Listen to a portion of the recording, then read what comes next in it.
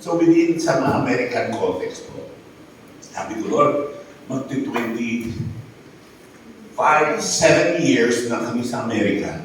Panginoon, naka-raise up lang ako ng isang pastor. Ano yun? Kung nasa Pilipinas, hindi lang po daan. Nakalibong mga pastor ang ma-influence.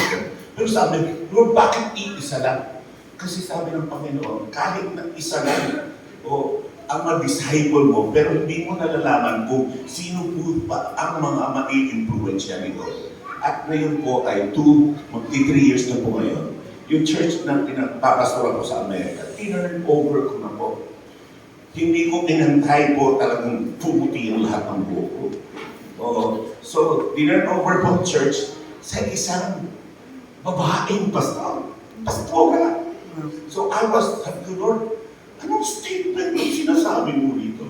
You know, sa amin. At during that time ko na tina-turn over ang church sa babaeng pastor, aba nagigera sa Amerika ng mga babae, hindi pwede maglingkod sa Panginoon. Oo, maraming sektor ng ating evangelical gathering na hindi sila naniniwala na ang mga kababaihan ay may pagtawag sa paglilingkod sa Panginoon. Sa ibang mga larangan, pero sabi ko, akong malaking kawalaan kayo. You have a lot to lose, okay, in this type of faith in the Lord. But anyway, so with this po ay ipinagpapasalamat ko sa Panginoon na simula nung siya ay maging worship leader at siya po ay nag-administrator at nalaman ko na siya magiging karapat-dapat. So, hanggat maaga po, your faith is not only influential, but your faith at the same time po brings out the best for who God has for the next generation. Kaya po, trend-setting faith because it sets the trend of how God is going to raise up leadership in the church. Okay, number 2 po ay faith that elevates.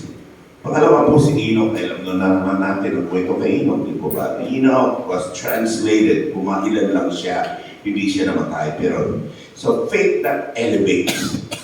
Hindi lang nagpapaangat o hindi lang sabi natin ay nag-uplift, kundi nangangahulugan po ay itinataas ang antas at pamantayan ng pananampalataya.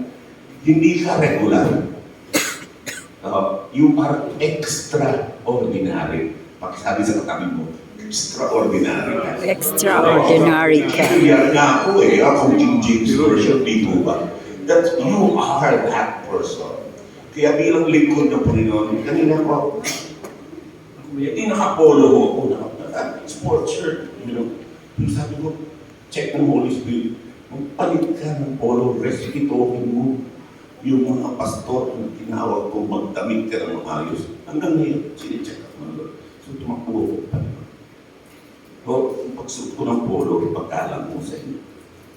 Kuhanin po ba? Amen. Sapagkat kayo ay espesyal na tinawag. Kung uuwi po kayong araw ko sa meeting na ito, salamat sa Lord, dumating ako, hindi ako pumaksin. Kasi special word ng Lord sa inyo, ang pagpili niya, ang pagtawag sa inyo, nakaiba. At kinakailangan. Nangangahulugan, you have been chosen for this time and season because the purpose of the Lord through you, yung layunin ng Panginoon sa inyo, extraordinary. Kung extraordinary ang inyong faith and ministry, humanda kayo. Dahil itataas ang antas ng ministry na hindi pa ninyo nakikita.